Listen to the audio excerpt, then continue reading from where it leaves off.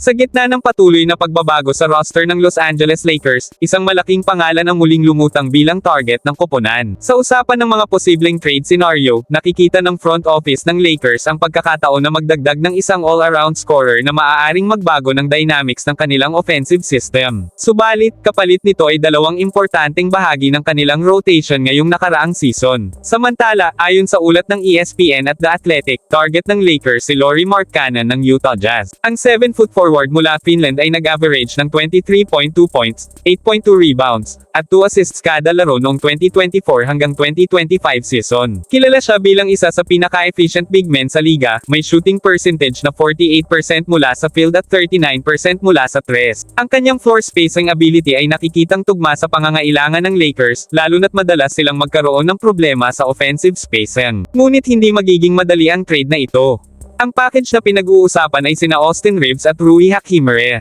Si Reeves, na nagrehistro ng 15.6 points, 4.2 rebounds, at 5.1 assists kada laro, ay naging isa sa pinakamahalagang playmakers ng koponan. Ayon kay Kevin O'Connor ng The Ringer, si Reeves ang nagsisilbing connector ng Lakers offense, nagbibigay ng tamang balancing ball movement at scoring. Si Hachimura naman ay nag-average ng 12.1 points at 4.7 rebounds, at ayon sa ilang coaches gaya ni JB Bickerstaff, ang kanyang physicality at scoring versatility ay malaking tulong sa playoffs kung saan nagiging mas mabigat ang laro sa wing. Kung makukuha si Markkanen, siguradong tataas ang offensive efficiency ng Lakers. Ngunit ang tanong ay kung paano nila mapupunan ang pagkawala ng isang playmaker at versatile forward. Ang Lakers ay nagtapos ng season na may 52% win rate, at ayon sa Basketball Reference, nasa middle of the pack lamang sila sa offensive rating. Kung idadagdag si Markkanen, maaaring umangat ang kanilang shooting at scoring consistency, ngunit posible ring bumaba ang defensive depth at ball distribution. At samantala, sa kabilang panig ng Los Angeles, naging mainit ang usapin matapos magsalita si Clippers owner Steve Ballmer tungkol sa kontrobersya kay Kawhi Leonard. Tinawag niyang mali ang ulat ni Pablo Torre na may kaugnayan sa umano'y cap circumvention issue. Ayon kay Ballmer, hindi raw totoo na may early financial arrangement si Kawhi at ang kumpanya na Aspiration. Nilinaw niya na hindi pa nga raw formally nagkakilala si Leonard at Aspiration hanggang early November, 2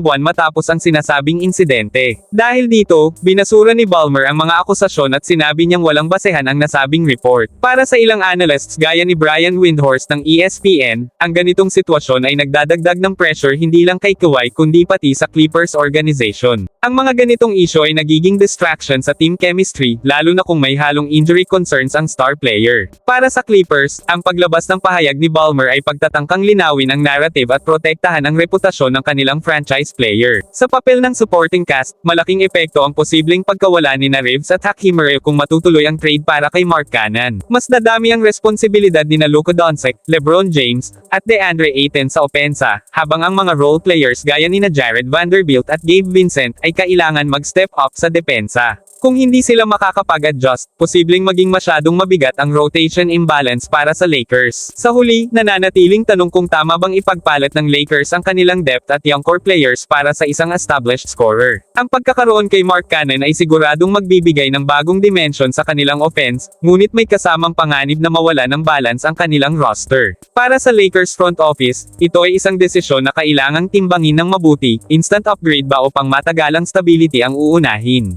E-comment ang inyong thoughts sa baba at huwag kalimutang i-like at i-subscribe para sa mas marami pang Lakers updates.